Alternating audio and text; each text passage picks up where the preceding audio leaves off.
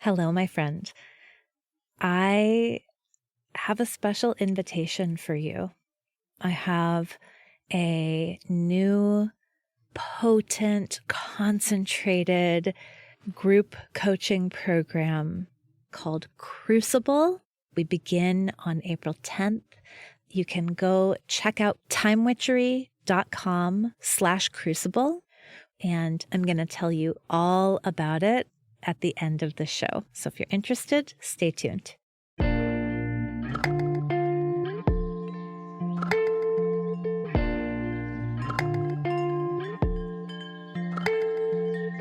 Welcome to Mind Witchery. I'm your host, Natalie Miller, and I'm so glad you're here. Hello there, my friend. Okay, I promised you spicy spells for spring, and I am hoping this one will not disappoint. Today's spell is a spell for reviving recklessness. So here's what I mean. Once upon a time, I was a young woman who was so intent on traveling and experimenting and trying things out. Like, once upon a time, I graduated from college, and the first thing I did was move to Costa Rica. I wanted to have better conversational Spanish. I wanted to live abroad. I don't know. I really didn't have a lot of strategy in the choice. It was something I really wanted to do. I was 21. I was thinking, I'll probably apply to graduate school eventually. I got to make some money, but that shouldn't be too hard. And I up and went. I remember I flew there on the 4th of July. And then I proceeded to do things like go to Cuba before it was okay for people from the United States to go to Cuba, and to later up and move to Berkeley, California, because, I don't know, this internship kind of sounded cool, and I could probably teach aerobics at the Y, right? That's like, I was reckless in the best way, right? I just was freewheeling. And listen, I had the great privilege to be able to do that. Yes, I had to support myself, but I didn't have to support anyone else, and I didn't have huge student loans at that point. So I was very fortunate in those ways. But even bigger than that, I just wasn't really bound by any particular identity. I was in a place where I was exploring who I could be. And so even when I did start to have more responsibilities in my later 20s, that's still what I was doing. I was like, I guess I'll quit graduate school. I don't like it. Not really thinking about the repercussions. Or, this job in New York sounds fun. I guess I'll just take it. Not really worried about if I could actually do it or not. Just like, yeah, sure, why not? So some colleagues and I were talking the other day about this kind of brand of recklessness, about what it was like in our youth. I mean, we're all like in our middle age, I think. What it was like to be willing to experiment, to be willing to try things out, to be not so worried about whether or not it was going to work. And so I want to be very careful to honor that.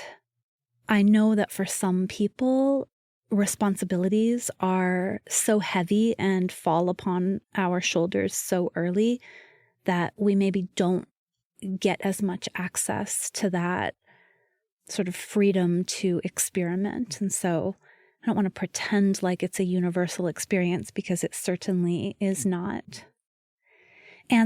But I do want to speak to it because I'm seeing it come up in all of these different places. And frankly, because I think a little recklessness, a little fuck around and find out, a little experimentation is really vital to our reshaping of this society and culture that we live in, right?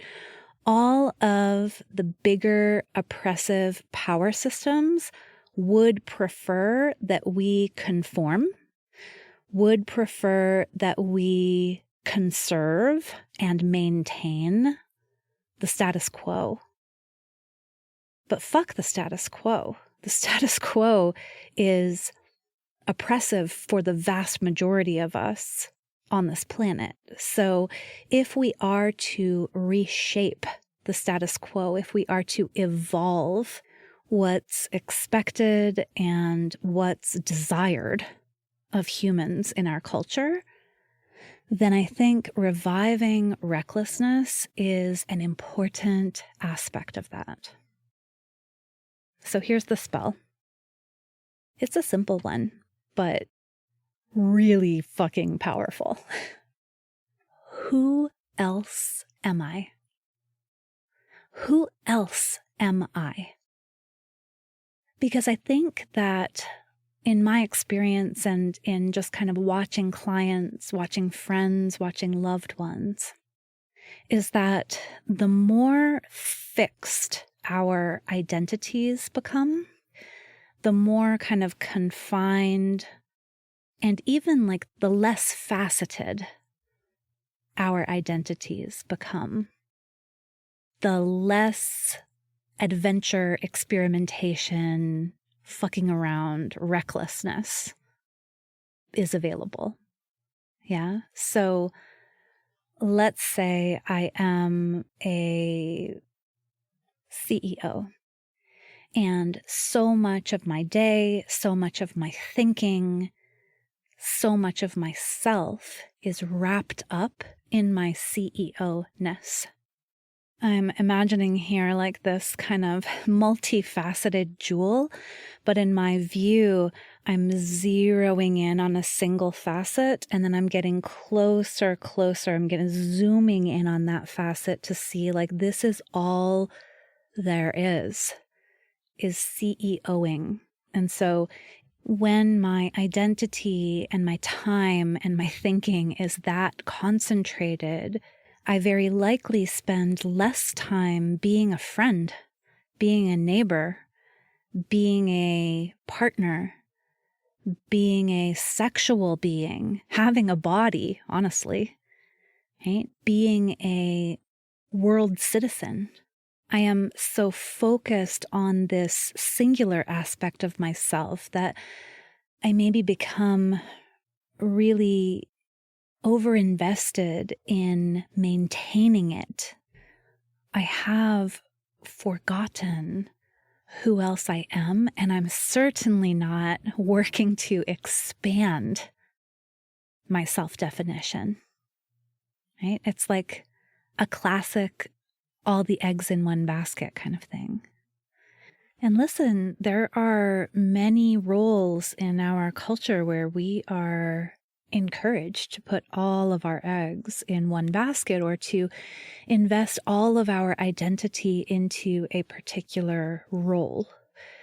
For instance, motherhood, less so fatherhood. I think there's actually more allowance to have a professional identity, for example, in concert with a paternal identity. But for a maternal identity, for a mother, so very often that role becomes all-consuming, and we become maintainers. We become the people who keep everything running, the people who keep everything going, the people who are stabilizing things. And two things happen when we are pressed into that place. One, it's very difficult to find opportunities for fucking around, for being free and reckless. Yeah, it goes against the grain of the cultural imperative to nurture and stabilize. You know, you might get your very occasional girls' weekend or book club night, but to really have a sense of freedom is not super accessible. And then this is in part, of course, because often in our culture, not for everyone, but for lots of people, the identity of mother supersedes and subsumes all the other identities, right? So again, just like our CEO who is immersed in that role, so too does our mother zoom in on a single facet and forget that the glittering jewel of themselves has all of these different facets: the traveler, the adventurer, the pole dancer, the figure skater, right? Whatever it is. Now, there's two things I want to say here. One is that, of course, we have a lot of responsibility in those identities I was just giving as examples, right? Like there's a lot of duty that comes with being a CEO or being a mother. I also want to freely and fully admit that when we are in those more experimental phases of life, when we are fucking around, we are finding out. So we are definitely discovering that some choices lead to abundance and to more choices, and that other choices have consequences we didn't expect and or consequences we didn't want. Yeah. So I can totally see how both of those things, like more responsibility to other people, more fiscal responsibility, and more time on this planet, more awareness around choices having consequences. I'm sure that both of those do dampen a little bit our recklessness. And at the same time, and this doesn't feel good, this feels a little more nefarious to me, but probably also we have in these years sort of figured out how to play the game of late stage capitalism. We've figured out how to navigate this system, and perhaps we've made some gains. We bought a house. We've got a car. We've got investments, right? Winning in the system does also mean responding to the system's pressure to maintain the status quo. When I think about that, that doesn't feel good, but I offer kindness to you and to me to sort of say, yeah, I mean, of course we have tried to figure out how to make it work within this system. And probably that has required some compromises on our parts. All of this said, I still think that recklessness, experimentation, fucking around, disrupting, having a bit of revolution, creating more space for ourselves to be whole human beings. I think that all of that is vital, not just to us as individuals, but also to our concentrically expanding communities. A little bit of recklessness is important. And so that spell for reviving recklessness, that spell for saying, wait, who else am I?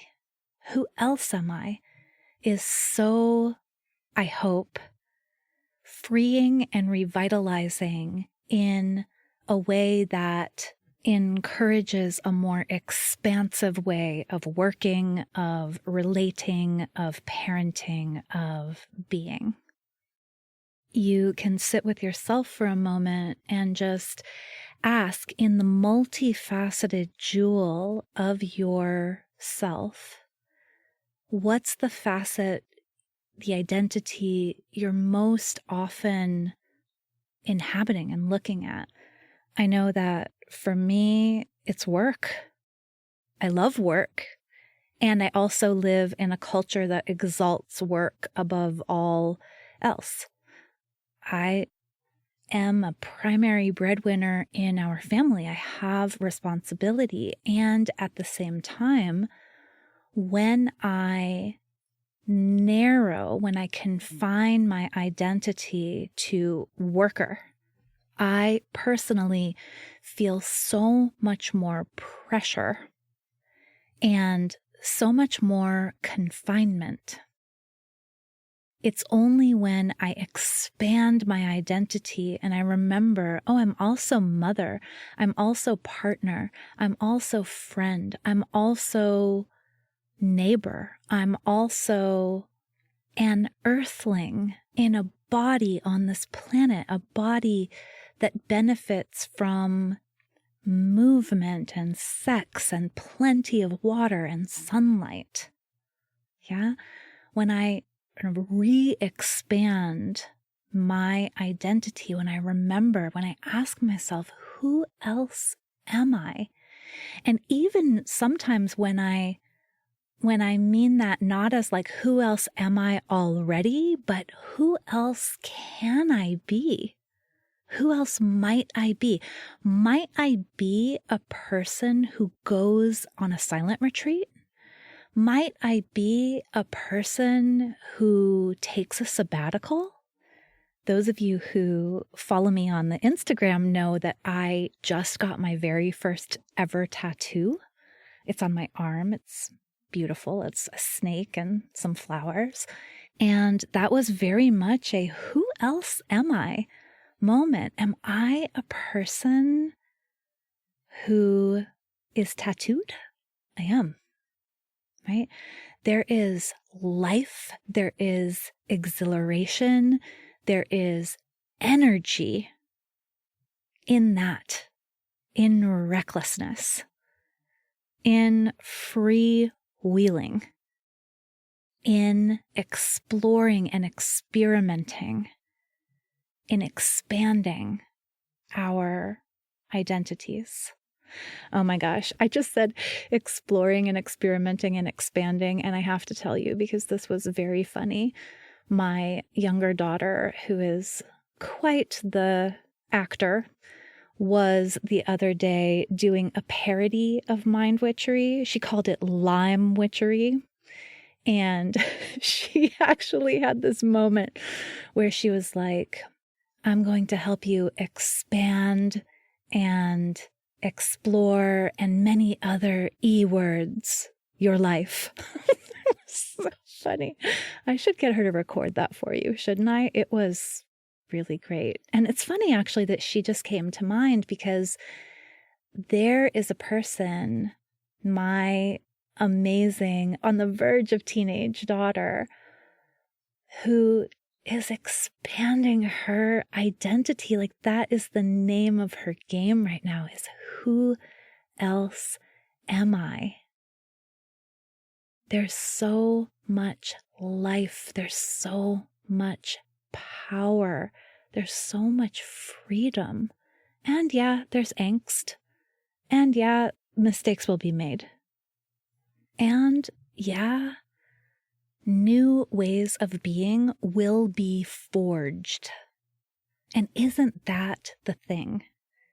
To revive recklessness in a place where we're just tired of feeling so confined, where we're tired of feeling scared or stuck, like the place that you've outgrown, it can expand with this spell, with this, who else am I? Remembering that, exploring that. Well, there are the E words again, but right, expanding and exploring it, and then making space for that, so that we get to integrate that sense of freedom. We get to remember our many sides, our many facets. We get to continue to discover who we are. And as we are creating our everyday lives, because that's what we are always doing, we're always creating them, we might do it in a way that is more freeing, that is more innovative, that figures out how to weigh duty with joy, how to balance responsibility with freedom. I want that. I want that for me. I want that for you. I want a world where that's easier to do for all of us. And I know that world is ours for the making. All right, my love, a spell to revive recklessness. Who else are you? Turn that jewel of yourself around in the light, and remember. Thanks as always for listening. Bye for now.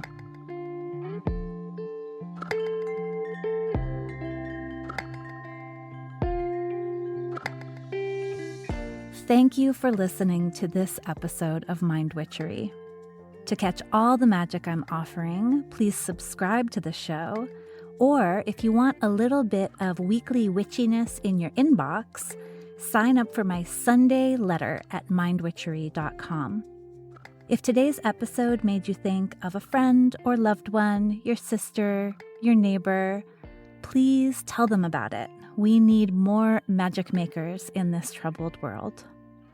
Like all good things, this podcast is co-created by stellar people. Our music is by fabulous DJ, artist, and producer Shammy D. Our gorgeous art is by the sorcerers at New Moon Creative. Mind Witchery is produced in conjunction with Particulate Media, K.O. Myers, executive producer. And I am Natalie Miller. Till next time. Hello. As promised, here is a little bit of info about my new group coaching program called Crucible. You know what a crucible is? A crucible is a container in which transformation occurs. It's a strong container, basically like where you melt down metals so that you can make new things. You can make alloys. And my program is called Crucible because it is designed to give you a space where you can summon the courage, the inspiration, the momentum that you need to finally take action on, to finally manifest that thing that you have been wanting to do. And what is that thing? I don't know. That thing might be a new offer if you are an entrepreneur. That thing might be the idea for the book that's been swirling around in your head. It might be an outline for that book. It might be a whole short story. That thing might be a job description for the assistant that you've been wanting to hire. That thing might be your own podcast.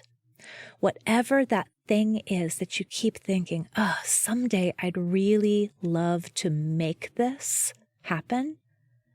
Crucible says, let's do it now and let's do it together. So Crucible offers 7 weeks of group coaching. Crucible offers insight into how it is exactly that I take an idea and make it real. Right? Now, this is not about me kind of imposing my method onto you, but it is about sparking your own creativity and insisting on a self-honoring way of creating. Yeah? Crucible is about community with other people who are also making it happen. And I cannot even begin to put into words how valuable that is. how much of a difference it makes to be surrounded by other people who are expanding and growing into what's next. Crucible is in large measure about helping you to claim the time and energy that you need to create what's next. And so we'll use my anti-planner, Time Witchery, to do that. We will use co-working sessions that are hosted by Flow Club. I'm very excited about that part in particular. So Crucible is not assuming that you have the willpower and courage and time and energy to make this thing happen. In fact, Crucible says, oh yeah, let's give you a place to generate that, to generate all that you need in order to manifest what it is that you want next. So you are invited. You can go check out Crucible at timewitchery.com/crucible. We begin on April 10th. We go through April and most of May, and then we get to take off for the summer, having finally taken action on that thing that you've been toying with, flirting with, wondering about, dreaming about for so long. So again, more details at timewitchery.com/crucible. I super hope you will meet me inside.